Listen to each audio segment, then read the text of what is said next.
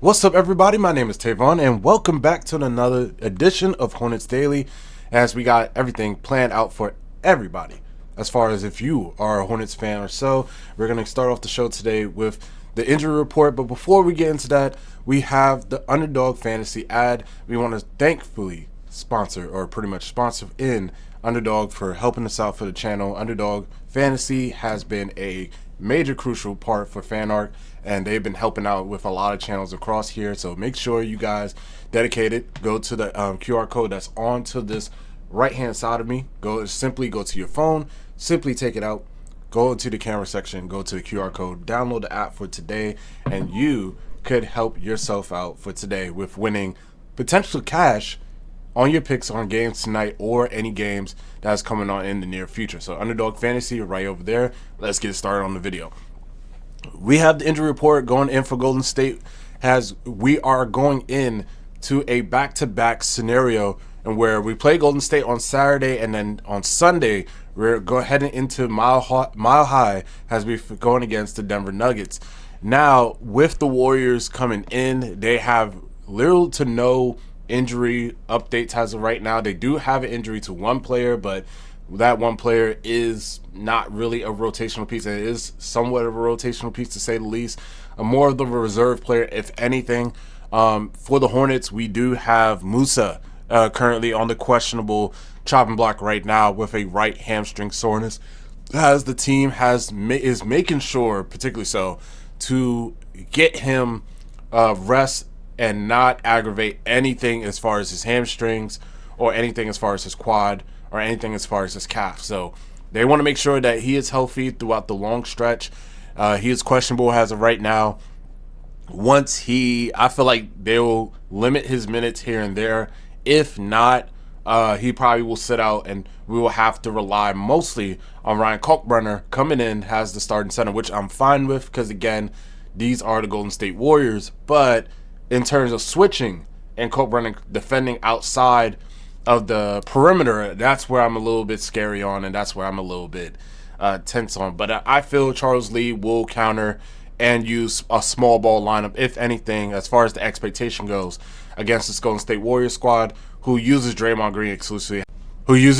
Green exclusively at the center spot for Steve Kerr and the Warriors offense and their defense as is. Jimmy Butler also playing a little bit of small ball, probably playing the 4 or the 3, and then they add different players into the line. Moses Moody usually is the 3, where Curry and the rest of the squad that goes out there. So again, I'm not expecting as much from the Hornets to not only play down to the small ball lineup that the Warriors have, but more importantly, if Musa is out there, it will help out tremendously against guarding against the wings and guarding against the guards that's out there, and him being a little bit more faster and more athletic to guard against Curry on switches and everything would be amazing, to say the least, or on ball rotate to help out in situations. So as I said, with Golden State, I feel as though they are only missing, as I said, from what I'm seeing here, they're only missing Seth Curry, not Steph Curry,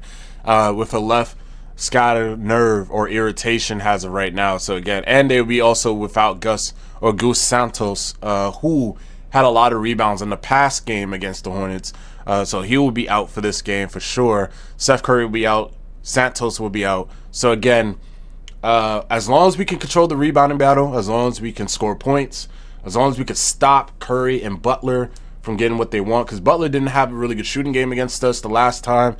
He got to the free throw line a lot, which gave him his points, and obviously Curry is Curry. So we got to eliminate all the other factors that's out there. Is it an easy task? No, because Jimmy Butler creates a lot of pressure going inside and finishing. And then the Warriors are, regardless if Curry is not shooting good or whatever, the Warriors still have a really good role player lineup, or a really good lineup in general, to still outshoot some teams. So again, it's not a problem more so on the defensive end and trying to stop him, is more of a problem on the offensive end with the Warriors, as far as stopping them from shooting and stopping them getting in the flow, especially how they play the Princeton point offense and spread offense, or split offense if you want to go out there, where they get the ball handler or get the ball into a big, run a lot of DOH or DHOs off the screens with Curry and the rest of everybody else that's there, but also use split actions to attack off or attack defenses as well. If you guys don't know what split action is, it's just pretty much an off-ball defender or off-ball player setting the screen for the main target, and they can run different counters and actions off of it while Draymond is holding it or Jimmy Butler is holding it on the pretty much the elbow spot or around the low post area, if anything. So again, they have so many actions that they throw at you. I will see how the Hornets basically play from this. Going off the past 10 games, 17th in defensive rating, which I'm going to explain later on down the show. But I could see this Hornets team and Golden State team getting into an offensive explosion, is say the least, for this game. Nonetheless, regardless if the game is in San Francisco, the Hornets has been playing really good on the road. They have only lost one time, that was against the Clippers. Otherwise than that, they've been playing and balling pretty good in this road trip, in this West Coast road trip. I do not see it slowing down, not even for the Golden State Warriors. The game will be on at 8:30 p.m. Eastern time, so make sure you watch it, and make sure you tune in. It is going to be on FanDuel Hornets for the sports network, and it's going to be on the San Francisco network as well for those that's out there on the West Coast that want to take a look at the game. Again, 8:30 Eastern time. For the West Coast time, more than likely going to be around 10:30, 11:30, or not 10:30, 11:30, my fault, 5:30 Western time, if anything, for the West Coast people from there. So again, make sure you tune in. Make sure you watch the game for sure. Moussa Diabate questionable. We'll see how it goes. Up to the topic number 2 of today. We got Bridges targeted to Milwaukee and Sexton going to Minnesota. Now, we already reported this from before. This is just verifying it now.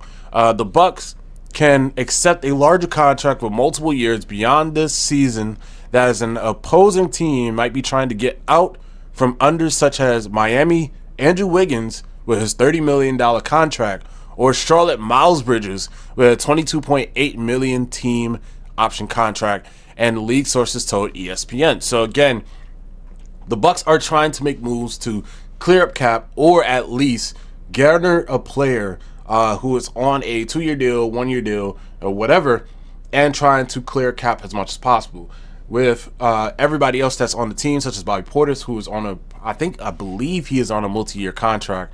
So I'll double check on that. But again, the fact that he is on a possible multi-year contract and they're trying to get rid of all those multi-year contracts, but also from what I'm hearing in the news as well for Milwaukee, as far as ESPN sources and Sean Serrano, they are trying to not only use Ryan Rollins' name inside of trade deals, but also trying to give up picks as well inside of deals to obtain somebody, or at least get contracts to clear up cap.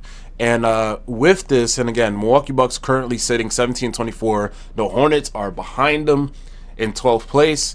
They're stuck in the 11th place as of right now. They are currently fighting as it is to make it to that 10th spot. Right now, that is owned by the Chicago Bulls with a 19-22 record. Milwaukee is 17-24. Currently, Charlotte is 15-26. So again, goes to show you right now that all teams are looking to get in a buy high situation, and currently are trying to buy high within certain situations as of right now. The Hornets definitely is in that buyer's market, as they are trying to make a push into at least play-in or at least playoffs in this situation. Milwaukee, same thing, but I feel Milwaukee has more time to progress, regardless of Giannis, because Giannis already says his loyalty. He's staying in Milwaukee. He's not requesting a trade, but it's still, obviously, it still lingers that player option, whether he want to decline or accept. As of right now, you may never know what he would want after the season or how the season plays out. So I feel as though, yes, Milwaukee has Giannis, and Giannis is the key factor of all these things, but also feel as though Giannis is not going to leave necessarily so quickly if he knows the plans that's coming up, especially going into free agency, and also trying to clear up cap so he can make space so the Bucks can be in a very good opportunity to at least win some championships, to say the least. For the Hornets as of right now, Miles Bridges being traded, I think I think a lot of fans, especially in the Reddit and especially from what I'm seeing in Twitter, they are okay with trading him. They're okay with keeping him. They're okay with basically extending him possibly for another year or two. It's like a mixed review, but majority on that mixed review, if I would have to say, would probably be around maybe 52% want to trade him, and then the other percentage where it be you want to cut it down into little small pieces, if anything. Shit, I even go 47% maybe want to trade Miles Bridges away, and then the rest of those percentages is basically, hey, I'll think about it, hey, we might extend them, hey, we might keep him past the season. So it's a little mixed bag. Let me know what you guys think about Miles Bridges and his contract. Do we trade him? Do we extend him? Do we basically go and keep him for one more season and then try to see if we can make some trades during the NBA draft or during the offseason? If so, let me know what you guys think about Miles Bridges' situation and his contract. As far as Colin Sexton goes, with Minnesota has been looking for a playmaker. We talked about this previously, I think on 2 episodes of this Hornets Daily podcast. I feel as though Sexton is still going to be a hot commodity around the league, regardless of what happens, regardless of the trade, because his contract is a expiring contract as it is. He is a 1-year deal expiring right now, and he has been one, if not the most best bench player production out there as far as the NBA have seen so far in this season, averaging about 15, 16 points a game behind Jaime Jaquez from the Miami Heat and other players that's out there as well. Colin Sexton has been the man coming in and providing that energy, has a 6-man role and being a attack first point guard. So teams are going to want him for sure, regardless of his size or not, and especially they need another playmaker, or they need somebody that can attack on the floor or create offense on the floor. Colin Sexton is your man. So 100% Minnesota is definitely looking at him, to say the least, due to the fact that they need help for Anthony Edwards. Now, Mike Conley is getting old. He's on a 1-year deal. Dante DiVincenzo is not really a point guard. He's more of a shooting guard, and they don't really have other ball handlers besides from that.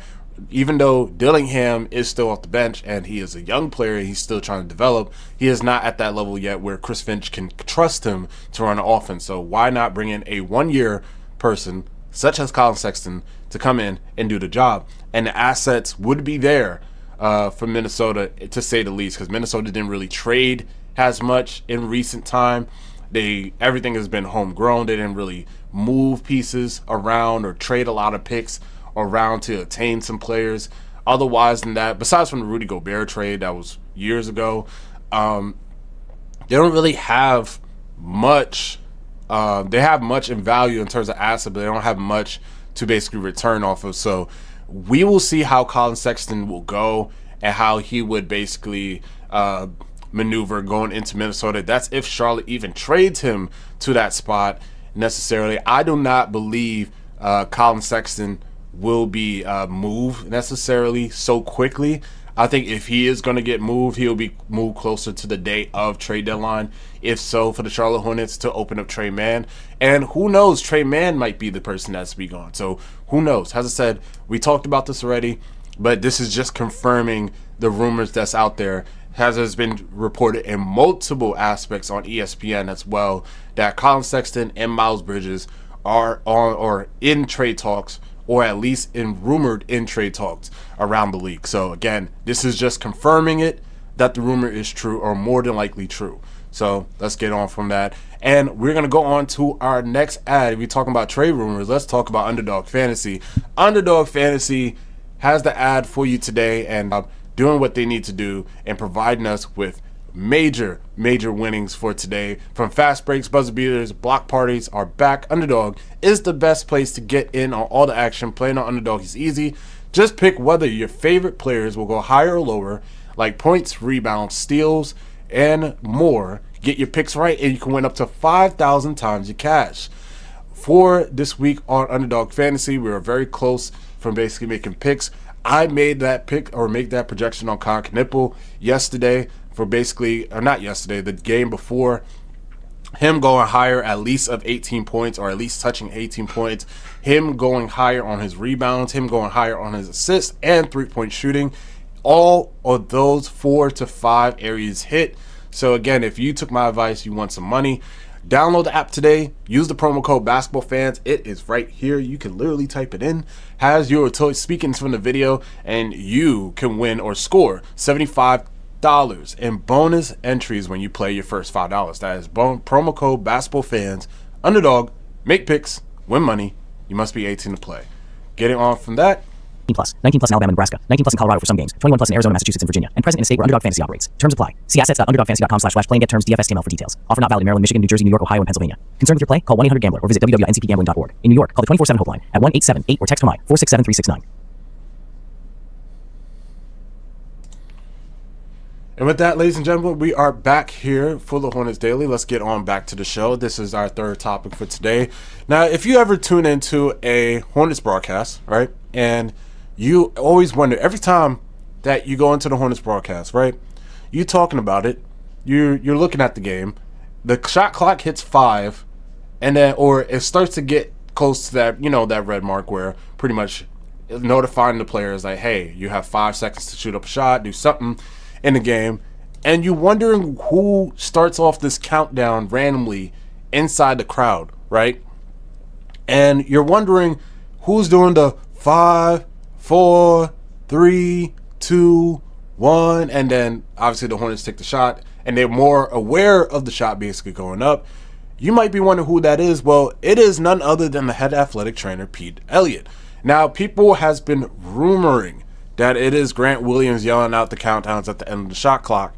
And apparently, this not Grant Williams doing it. Now, for people, and I know it's probably a minuscule topic to some of y'all people, obviously want to talk about the Hornets rosters and everything, but it goes to question because it made me question it a little bit too. Watching the broadcast, watching everything, you wonder who is saying this countdown every single time that it is getting close to that shot clock. And looking at Hornets Reddit and taking a while to look at it and making sure who it is actually Pete Elliott yelling that clock. So every time you're thinking or watching the broadcast or watching the game and you're wondering who is yelling the 5, 4, 3, 2, 1 countdown, it is Pete Elliott. He is the guy that is in charge of it. It's a good idea to do it. And again, it's a little bit harder to do it during late game situation. And some reason, I don't know why other teams are not doing it, in a sense, to make sure, to make sure that their players know of the 5 seconds that's up on the clock for their offensive possession. It's a little bit etched in my brain at this point. So every time I'm looking at a Hornets game, I automatically just know, like, hey, Pete Elliott is going to say that countdown, and it's already etched in my brain of the way he's saying. He say 5, 4, and he's yelling it out. So let me know what you guys think of the countdown. Let me know if you guys had it etched in your brain, because it surely did for me. I had to make it a topic for today's show. This is a fun topic for me and for everybody else that's out there that's watched the Hornets podcast.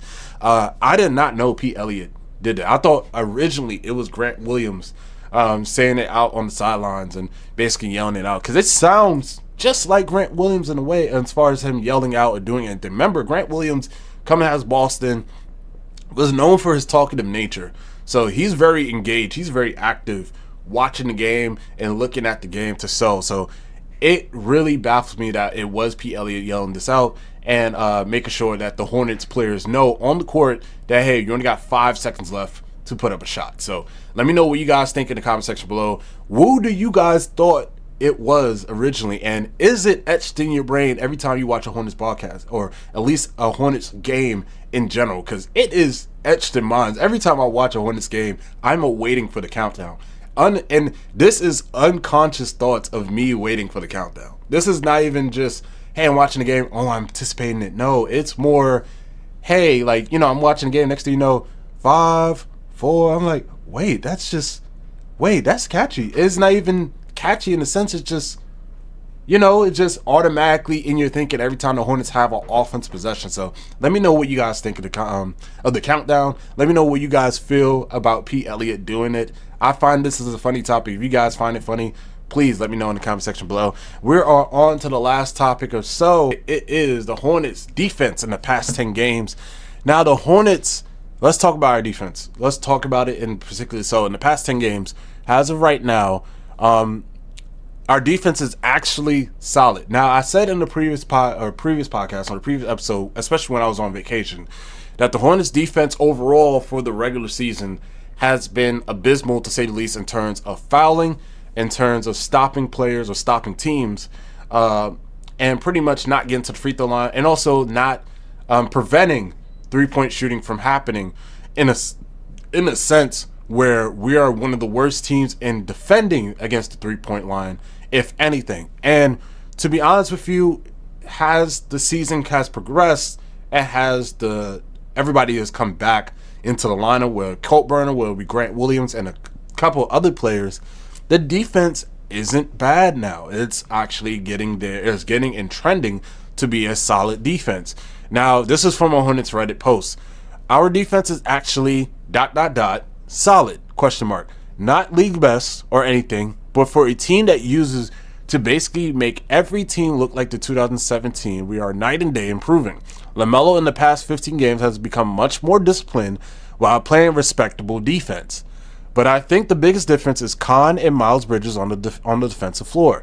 They are one most often used in switches and the ones most likely to guard every position on the floor. They both play extremely hard and never take plays off. Khan, especially for a rookie, not only plays solid D, but he understood right away all the hard to get stuff when it comes to switching, positioning, etc. when running an NBA defense. He's so big for us on both sides of the floor. And this is from last night's game, or not last night's game, but from the Lakers game in general. This is the current standing as far as the month go. October, we allow 124.4 points per game. That's bad. 40% from the three-point line. November, 118.7. Dropped down by 6 points. Not bad. Still allowing 40% from the three-point line. December dropped down by 1 point. 117.1, 37% from the three-point line. Small decrease, not bad. This month of January, so far, 105.9 points a game, 32%. That is a significant drop. I'm talking about 12 points down from our opponent's points that we had given up, and 32%. That means we had a 5% drop off in terms of people shooting threes on us. That means we are getting out and contesting shots, or our game plan is more focused on relying on other people who has not have a really good shooting percentage to shoot threes so far in games that we have been playing in this West Coast trip and further beyond. So again, goes to show you that this Hornets team is improving night and day. I said it in the past couple of days, as I said in the last podcast, that this team has been really bad in terms of not allowing threes this whole season. Now in the month of January, we are not allowing a lot of threes going on. It's 32% compared to what we usually give up, which is the league average and above the league average, which was 37.6% at one point. So now that is 32% for this month. It gives me optimism, to say the least, that this defense isn't bad. We're also 17th in defensive rating as of right now, according to Kirk Goldsberg, who does a lot of analytics for The Athletic and also for The Ringer.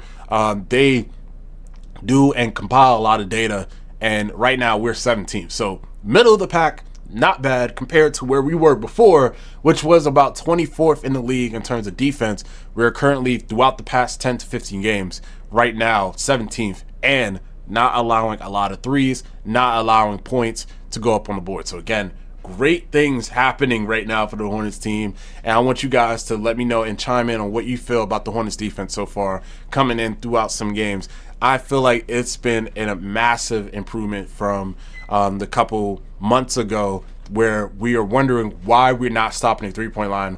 Why is the switch not happening? Why is it no rim protection at certain points of time? And again, some of it is injury, some of it is as well more so just the team not communicating together. Now that we are communicating, now that we have our offense rolling, defense leading to offense, transition threes, and all that is going. 105.9 points per game is a really good mark to stopping NBA defense or stopping NBA offenses. The fact that we are up to times where before in the mid 2000s or mid 2010s, if anything, that a game will be decided between 90 points to 100 points, and the league drop off as far as points go was if you could hold a team to about 92 points, 93 points, 90 points, 89 points at some points of the time. And then 2010s, now you're trying to stop a team from going at least above 95 or 96, 97, or even close to 100 at least, to now we have to hold a team off to close to 100 points, 110 points. The fact that this Hornets team is in that halfway mark around the 105 point and is in the middle of the pack in terms of defense compared to where they were last year and where they were at the beginning of this year is sort of incredible. So much respect to Charles Lee and how he is getting the offense going, especially so, but also the defense going for this Hornets team. So, ladies and gentlemen, we are out of here. We do appreciate you guys tuning into the Hornets Daily podcast. Very quick show to say the least, but again, we have a lot of Hornets topics to say about, and we always go in above and beyond to make sure that you get topics, but also make it fun. As again, I decided to add that 5, 4, 3, 1, 2, 1 countdown from Pete Elliott on the edge of the brain. I'm still trying to figure out how to get it out of my brain when I'm watching a Hornets podcast or watching a Hornets show, to say the least. But let me know in the comment section below. Let me know what you guys think of this episode. Let me know how you feel by leaving a like on the video. Make sure you leave a thumbs up. Make sure you subscribe to the Hornets Daily podcast. And again, once again, make sure you use that QR code, which is on to the right of me, the left of me, right of me, right here. Yep, is where you can basically go to Underdog Fantasy on the app and download the app today and use it for picks, especially. So we are out of here. We appreciate everybody. My name is Tavon. Have a good one.